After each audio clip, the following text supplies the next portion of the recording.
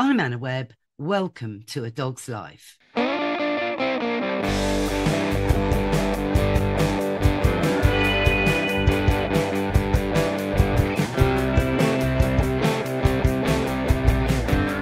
Mr. Binks, you know how I don't really eat meat myself, although I do insist that you and Prudence and Gremlin eat meat, but I know that it's been ethically sourced. Now, we're going to discuss this and a whole lot more with the PDSA vet, Sean Wensley, who's written an amazing book called Through a Vet's Eyes.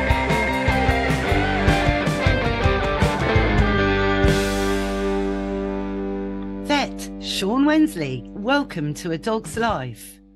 Thanks so much. Thank you for having me on. Oh, no. Well, you emailed about your book because rightly you're really proud of it, as you are when you do a book. It's called Through a Vet's Eyes, and I could see it had a picture of a pig on the front, So me being me, I was just like, yeah, look, I've known Sean for ages. We'll get him on the pod. And I just assumed it was going to be a bit like, All Creatures Great and Small, individual chapters about particular cases and funny moments and sad moments and all the rest of it, when in fact it's not really like that at all, is it, Sean? It's quite a thought-provoking is one way of putting it, a very deep book.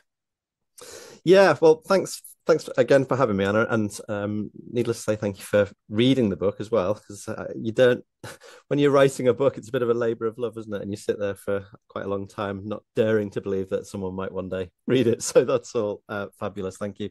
But yeah, I suppose, I mean, this, to my mind, even justifies my approach to you, because the sort of self-promotion that comes with a book as well can be a little bit awkward, but it's very much a message-driven book, so it does slot into the kind of rich veterinary genre of storytelling and taking a walk with a vet to the patient's side and that sort of thing. But what I've tried to use that approach as something of a platform for opening our eyes to some of the types of relationships that we have with animals across different areas of animal use. So there are animals that are farmed for meat and dairy, animals that we use for sport, animals that we use as companions, and some of the interactions that we have with wild animals. And we have relationships with animals, don't we, across all of those different areas. Well, but you could say that relationships, I've got to cut in there. Yeah. Relationships, she says, crumbs. Gosh, I mean, I don't know if I could talk to a pig farmer and say, gosh, you have such a great relationship with your pigs. Yeah, so I mean, a lot of the academic literature would talk about them as human-animal interactions, which I suppose is a bit drier, but maybe a more accurate description. But at the heart, there are relationships, and even between farmers and their animals, very many farmers care deeply for how they approach husbanding their animals, but often some of the harms that are caused to animals, and I document those harms in a kind of unflinching way. I hope you'll agree. Yes, I agree. Oh, they happen for a reason, Yeah, I know they happen for a reason, but oh my word. Oh, the two bits were pigs' tails, and the other bit was oh God, cow's horns. Oh dear, ow. And I appreciate both of those. Explain a bit more. I mean, on the farming side, I'd say, Sean, if you have a friend, anyone listening, that is toying with the idea of becoming vegetarian or vegan in 2023, then please buy Sean's book because they definitely will become a vegan or a veggie after reading it. Because I'm a veggie, so occasionally I might eat a steak if I'm blessed to go to a very expensive place where the steak is from really good organic grass-fed free range cows that live a happy life. Otherwise, I'm never going to buy a bit of meat in a supermarket ever, Yeah. And so I think what I try to do is, yes, shine a spotlight on some of the things that have kind of gone wrong with those interactions, and deeply wrong. I mean, I know I speak in a fairly sort of light-hearted way, but deeply wrong, and it is unflinching. But there are reasons why we've come to the point that we're at. So what I try to make the book as positive and as optimistic as possible.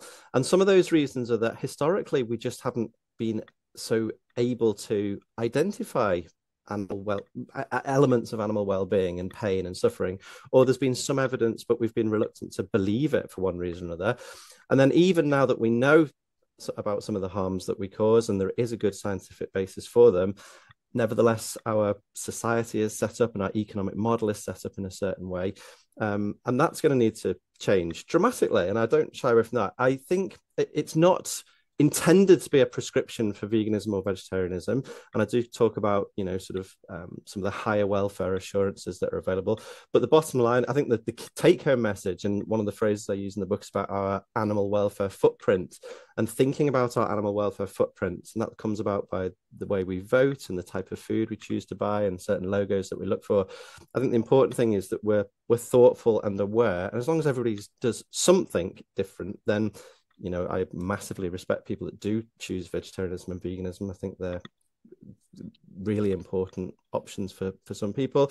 But it's not, if I solely strive to that, then, we wouldn't be mobilizing and enabling what is currently a vast majority. And I think we can genuinely all do something. And I talk about the different ways about that in the book. Yeah, no, you do. And, I was being a bit dramatic, me. I was shocked because I grew up in Shropshire, actually, but I'm a self-confessed total townie, really, now. And so I discovered things in this book that I didn't know about, right? Because I wasn't aware that chickens bred only for meat, called broilers, have been genetically modified so that they grow at such a ridiculously fast pace that the poor things can't move and they suffer great pain, and their whole life they can't move because they're just getting fatter and fatter and fatter, and then they're killed at a really early age in not a very nice way, and they're kind of hoovered up in like some sort of combine harvester gadget because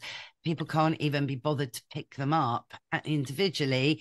And it was dreadful. And then your comparison, which I did know that, back in the 1950s, we didn't really eat a lot of meat as a nation. We'd have perhaps chicken, a roast once a week, and that chicken would then be boiled for the bones to make the good soup.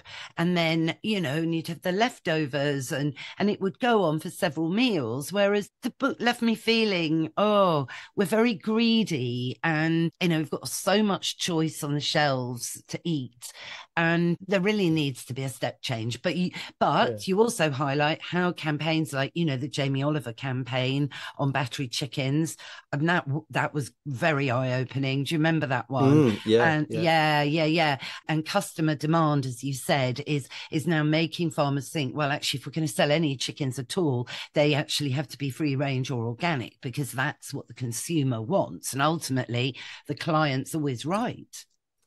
Yeah, and I mean the real kind of zooming out, the real step back from all of this is the sort of underlying kind of moral premise. So what has really grown in prominence in recent times, so the last decade or so, is awareness and understanding of animal sentience. So the simple but profound capacity for animals to share feelings that are similar to ours, including hunger and pain and thirst and fear and pleasure, some of the positive emotions as well. And once you're persuaded of that, I mean, I think we've always on and off, haven't we, suspected it, and very many of us as individuals haven't really needed science to prove it. But now that we do have scientific evidence for animal sentience, and it's widely accepted and it's enshrined in not least UK legislation, we have to do something about it. We can't simply ignore it and treat animals as though they are insentient, as though they are just unthinking inanimate objects. So the question is, what do we do? And we can either abstain. There's the kind of traditional sort of animal rights based view of these sorts of issues, and so animals just aren't there for us to exploit and abuse and use for our whims, as some people would say it, and we should seek to abolish all of these uses. Or we should do it better. And the kind of classic animal welfare based position is that we should give them a good life and a humane death. It's okay to use them for our benefit, so long as they have a good life and a humane death. But that then begs, well, what's going on that isn't compatible with a good life? And really, to solve a lot of the problems that you've touched on, the things like the piglet tail docking, piglet teeth clipping, the dehorning of calves, and the rapid growth rate in meat chickens that's resulted in painful lameness. As a society, we now have to turn our minds to addressing those problems, which is helped by science. So the science continues, and we, we need to know where we are and where we're going, and whether or not we're getting there. And some of those practices could be abolished. So you don't have to get rid of all of animal farming, but you could certainly seek to reduce the reliance on mutilations and seek to abolish those altogether. And in the meantime, just use pain relief and better pain relief, and make sure we're fully taking account of the pain that some of those practices are causing. So there are definitely steps that can be taken. I think the worry is that we sort of take the big picture view and then go, oh my goodness, there's just so much animal suffering, and we're so far from the vision of a good life for humanity. I know, but I really don't want that to feel the case from the book. No, it doesn't, Sean. I'm being no, it's brilliant. Absolutely, okay, no, cool. But you see what I was about to say, because the other aspect of the book that I thought, oh, this is interesting. I like the names of these chapters. As you get a book and you flick through it, and there aren't any pictures. Right? I'm a bit of a child, but I'm thinking, oh, sea cliffs and chickens, and I think, oh, robins and crows. Lovely, interesting chapter names. But explain, as we kind of talked about chickens, the sea cliffs and chickens chapter, because for most of it, you're on a sea cliff. You've edged up this cliff in deep as dark as Welsh Wales, as I remember, and you're just observing the seabirds in their full glory before you visit a chicken farm. yeah, seamless, isn't it? Seamless segue. What I've tried to do through the book is bring together, I suppose, two genres in a way. So one is the kind of veterinary animal welfare, animal rights type genre, and that's through my desire to raise awareness of the issues that we're talking about and some of the supporting science. And the other genre is the kind of classic and much loved genre of nature writing and being out in green space and blue space and just beautiful. I've selected some of my favorite UK wildlife spectacles to write about those, but there was a method in the madness. So I think my first reason was to try and be authentic. So I wanted readers to kind of hopefully build a relationship with me as the author and kind of walk with me, and we'll sort of observe and discuss together. And because my route into veterinary science has been through the natural world, then I couldn't think of a more kind of authentic and intimate way of doing it than trying to take people to these beautiful places. But then aside from that, the purpose and the justification of the nature writing was to genuinely try and provide some, as has been the case in my own life, try and provide some levity. So whilst, yes, we go to the cold face of all of these human-animal interactions and are then troubled by some of the things we see and the ethical implications, that's a great time to pause and go down to the beach again, go down to the dunes, go and see starlings at their murmuration in winter, and just be reminded that there's overwhelming beauty in the world, as well as all of the horrible suffering. So there's something about just trying to lift the mood repeatedly through the book.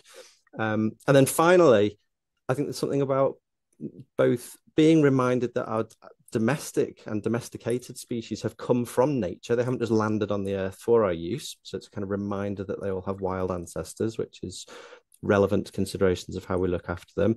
And also maybe something about close observation. So when we're out and we spot a little branch just moving a bit more than you'd expect the wind to blow it or the breeze to blow it on that day, and sure enough, you look across at the next branch and there's a little red squirrel there grooming their fare.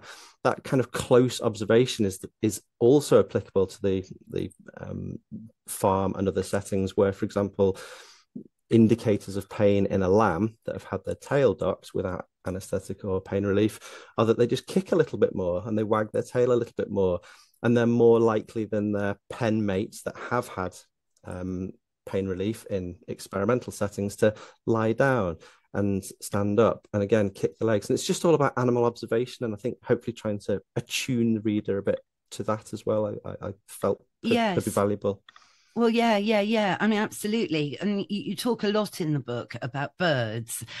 Sean, you are a bird bird man, aren't you, really? You Mm, love birds. Well, it yeah. certainly comes through in a very positive way. And you were very proactive in banning wild birds like parrots, to come into the UK from Africa, not least because of diseases they might bring with them. But from an abject, total cruelty perspective on these poor birds that Mm. travel on a plane for about 12 hours, doesn't they're thinking about, and they're so confused and most of them die. Yes, with birds in particular, I've always wondered about birds being kept as pets. Explain a bit more. We will get to dogs, listeners, in a minute, actually. Or should we segue actually to the fox? Because the fox chapter resonated really strongly with me. I absolutely loved it. I was picturing you in your parents' garden where you spotted a fox cub. I think your dad spotted it, didn't Mm. he? And got you out there, and you were like, oh. And bit by bit, you and this fox became besties, didn't you, really? Yeah. And it reminded me a bit, you see, about this wild side, thinking about wild dogs and our domesticated dogs, foxes are canines. It reminded me a bit of, yeah, you could see how it all happened 30,000 years ago, with Neanderthal man sat by his fire. And one of the braver pups of a wolf pack might have wandered over, smelling the good grub, and taken a bit of the meat. And then the rest is history, isn't it? But Yeah. it reminded me of that. And that I felt was in keeping with the book, just to remind people how domestication can happen very easily and that it can be mutually beneficial if it's done right. Yeah, and I think that's a really fascinating reflection. So I think all of these human animal interactions, relationships, it's fascinating to think about them. For me at least, across the board, across different areas of animal use, across different species, and then you can sort of reflect on, that's interesting. We do that to, I don't know, a racehorse, and yet we do that to a dog, and we don't allow that to happen to a lamb. And those sorts of comparisons and sometimes inconsistencies are important and interesting. But then also going back through time, the sort of cultural context of how we've related to animals over very many years and across the globe. You think of people in certain indigenous communities in jungles that breastfeed primate infants and things like that. So I think, yes, your relating of the fox cub story to sort of reflecting on the origins of domestication of dogs is really helpful and fascinating, and things like that fascinate me as well. But in that case, just for anyone that for those who haven't read it, essentially a wee beautiful fox cub was in my parents' back garden. And at the first pass, as he just sort of he or she trotted past the front door, we just sort of, me and my dad held our breath and thought, we've had this wonderful sighting, and weren't we lucky?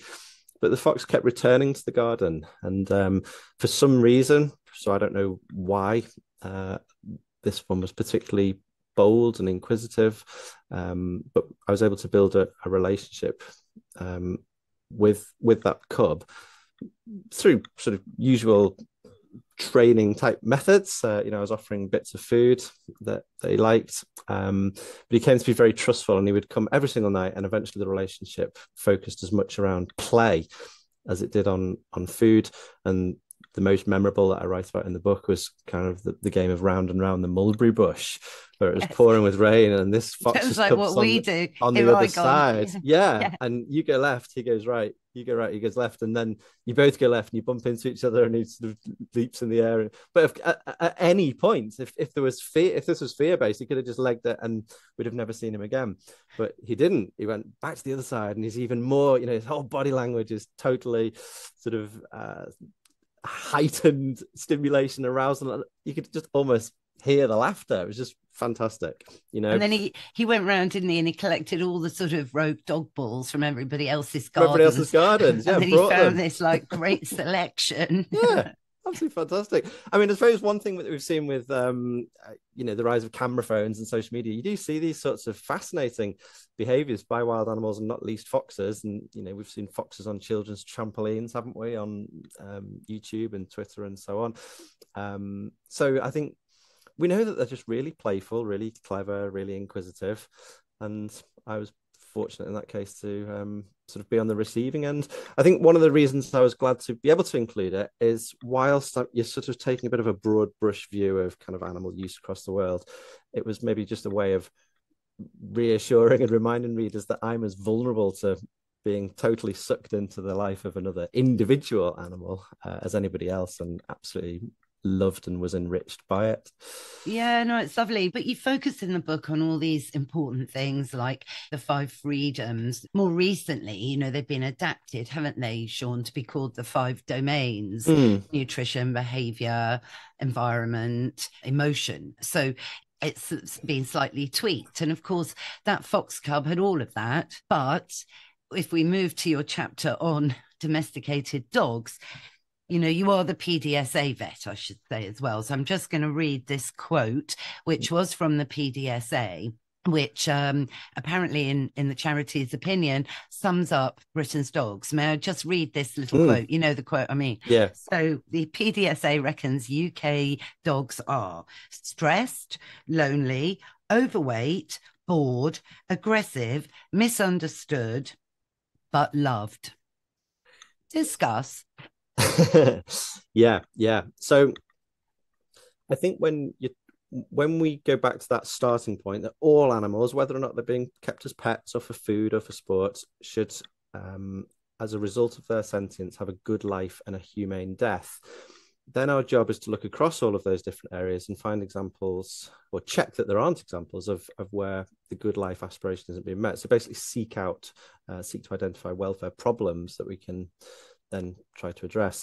And some people are surprised when that kind of beam shines on pets, our companion animals, that despite being much loved and having so much resource lavished on them of both time and money and affection, that still some of them don't necessarily, as a result of those resources, have a good life. So that passage, that phrase that you just read out, came off the back, as you know, of the PDSA Animal Wellbeing Report, which is the PAW report.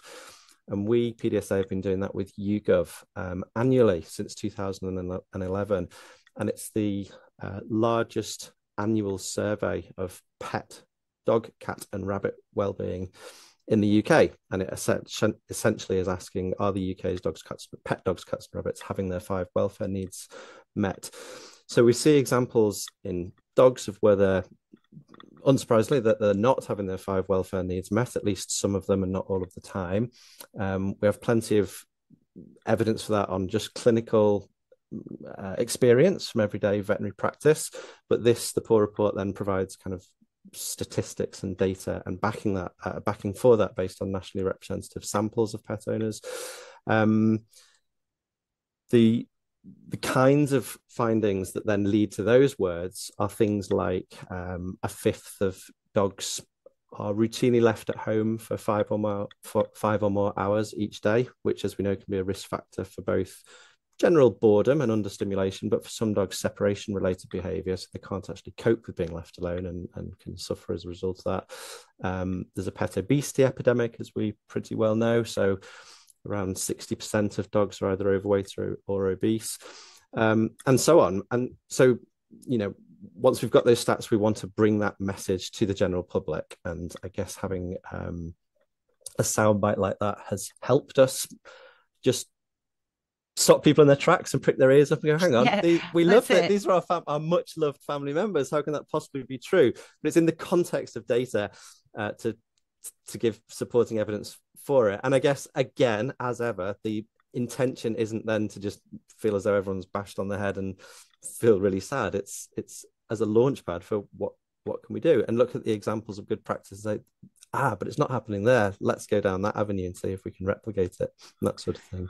Yeah, and I think it's all about education. I mean, so much is going on at a government level, isn't it, at the moment, Sean? I mean, I was at AppDog just last week down at Parliament because the big discussion was dog bites, Yeah. And I kind of said, listen, I always have to speak out at these things. I don't know what's wrong with it. Anyway, and I said, look, I really feel we're on a merry-go-round with this. I mean, how long have we been discussing dog bites? How long is the situation not getting any better, And I think we do need to make some changes, like bring back the dog license, make dog ownership of true responsibility. The word responsible, I don't think it's been overused so much. And I think there's there's huge scope for everything to become better. You know, certain breeds of dogs should, as an owner, you should have that breed of dog. You should have a garden, you know, Mm. and not live in a high rise with a small balcony with an Australian Shepherd, for example. Do you know what I mean, Sean? It's stuff Yeah, like that. But absolutely. Yeah, I mean, I think if again putting it all in context, we can see generally positive trends. So I suppose, dogs and cats, they were just kind of around our households and they got fed scraps and they sort of had their place and maybe they were chained up in a kennel outside and that sort of thing. And obviously in some parts of the world that's still the case. But here in the UK there and elsewhere, the sort of status and value has risen and they have in the vast majority of cases become, as many people would describe, much loved family members. They're almost, more than companions, and they really bring meaningful benefits. So their status has changed, and our awareness and understanding of their needs has changed in terms of their healthcare needs. Our ability to both prevent and treat disease has changed. All of these things have got better, but equally in becoming more aware of their needs, and that's very much from their perspective. So not just things that kind of help keep them alive, like their healthcare needs, but things that really feed into their well-being, like whether or not they have adequate companionship or enough stimulation, those sorts of things. Then, our caregiving practices, I think, are continually evolving and rightly so. And you mentioned the UK animal welfare legislation that was updated to reflect their needs in 2006. Prior to that had been the legislation from 1911. So that was a huge step change in yes, their it was. legal protection and provisions. Exactly. Yet I feel a lot more could be done on that, I totally actually. agree. Yeah. Yeah. So with all of that again, making sure we capture and reflect the positive, still, I 100% agree. And that's why I wrote it, but there's so much still to be done. In terms of pets, I think one of the big problems is it's kind of lack, and this comes through the poor report as well, lack of pre-purchase or pre-acquisition research and counseling, so I think there's still a lot of, well, there is Yes. still a lot of impulsive Yeah, purchasing. totally Yeah. impossible. Yeah. And that's what we saw in the pandemic. And, Yeah. the fallout of this and now going into the cost of living crisis, it's throwing another gloomy cloud over our pets. Mm. Some people are literally not going to be able to afford to feed them. Yeah. I just feel some people have taken on dogs for the wrong reasons, thinking of them perhaps, dare I say it? Yes, I do, as a comfort blanket rather than, a commitment, to think of them as a convenient accessory when they want them to be, and, not the constant companion and commitment that they should be, because we have all of these third party services now, and dog walkers, dog creches, dog groomers, which are all brilliant and they all serve a purpose. But if overused, I think that some people spend any time with their dog at all. Yeah, that's interesting. There's a lot of work being done, isn't there, to try to improve the regulation of those sorts of services, and that'll help welfare. But you're right, there could be a mindset that almost wants to outsource care so that the sort of the nice bit is left at the end, where you have a cuddle on the sofa at the end of the day. I don't know. I mean, I think that's interesting as well. Yeah, because one of the trends that we've been concerned about historically is that the acquisition of pets as status symbols, and that they're just a sort of part of someone's image, whether that's the type of breed that you get or the species. And again, they're not really being valued as individual sentient animals. But even that's a fascinating thought, actually, that even as we're recognizing more their value in terms of companionship and physical and mental health, still in sort of seeking to realize those benefits, we outsource a lot of their care. Yeah, I suppose. I know there's no real answer, is there? No. But another aspect, obviously, as well, so we're approaching Christmas and stuff. Did you read the very interesting study out of the University of Belfast about how dogs, we've known it for ages, haven't you, Sean? Dogs smell fear. It was an old adage for thousands of years. And indeed, they do, actually.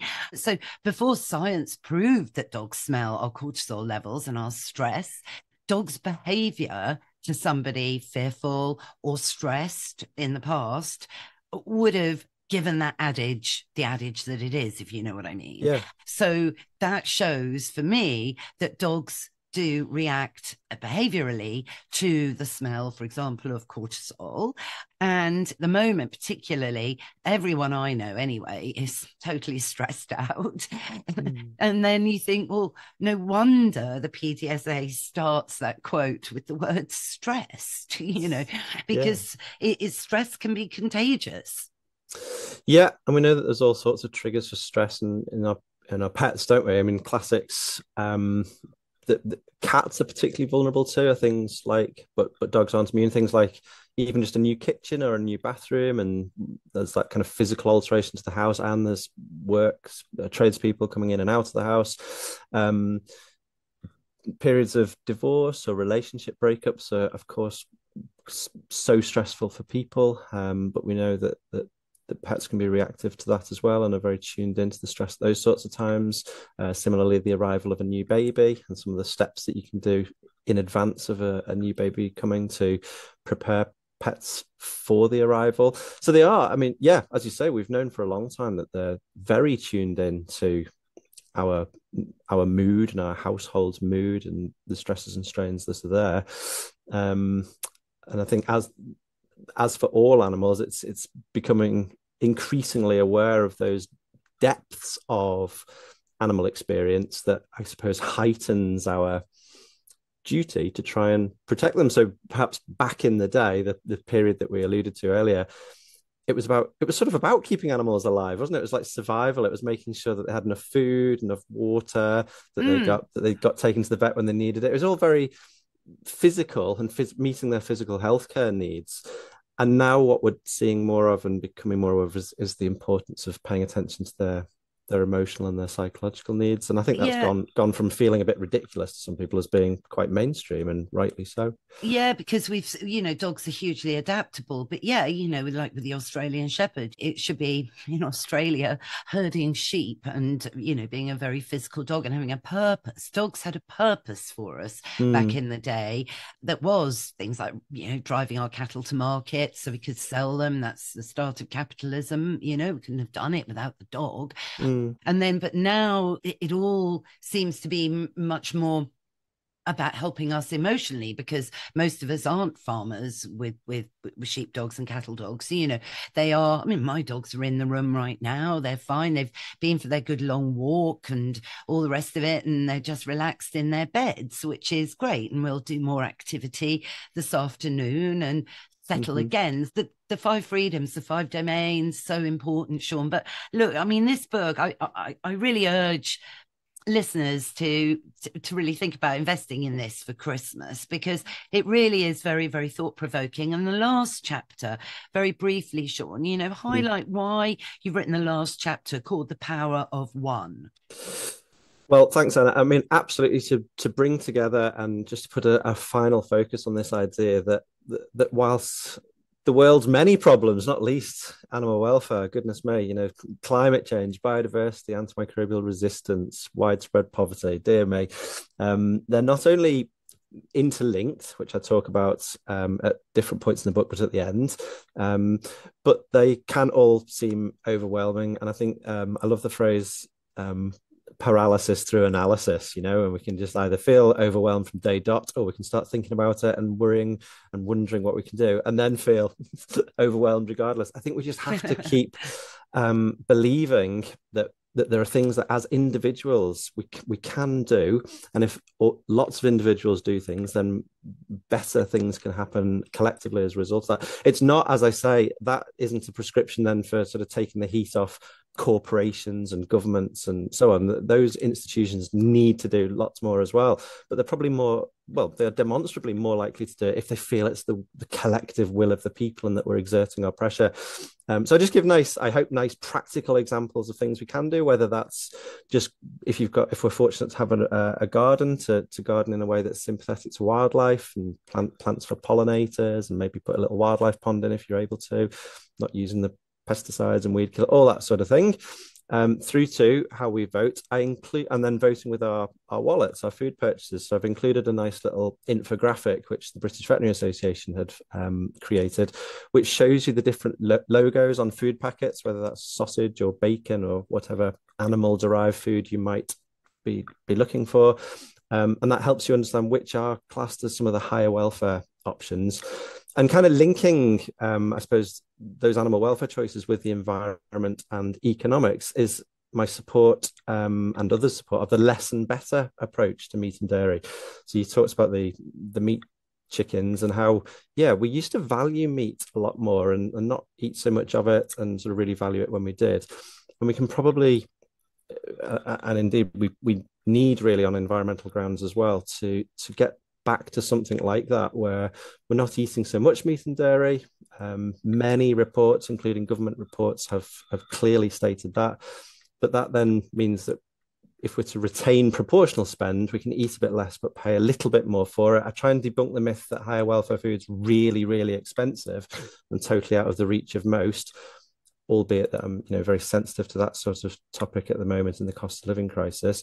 But nevertheless, if we can just eat a bit less for lots of different reasons and pay a bit more for it, that is one of the ways of really helping to support farmers who want to do the right thing and improve animal welfare of animals that are farmed for our food.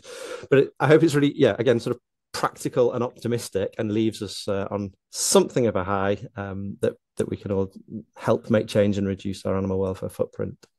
No, it's brilliant, and your insights into nature, I love all of that. And well, we won't go to fox hunting now, but you tackle that one right.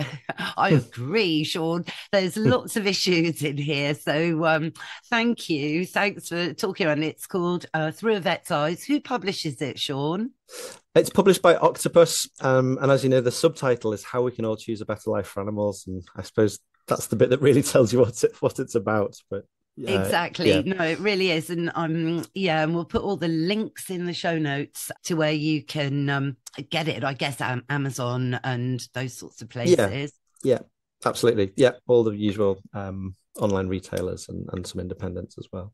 Great stuff. Oh, well, look, thanks, Sean, and thank you for writing this book. And it's a real achievement for all animals. So, yay. Thank you so much, Anna. I really, really appreciate it. Thank you.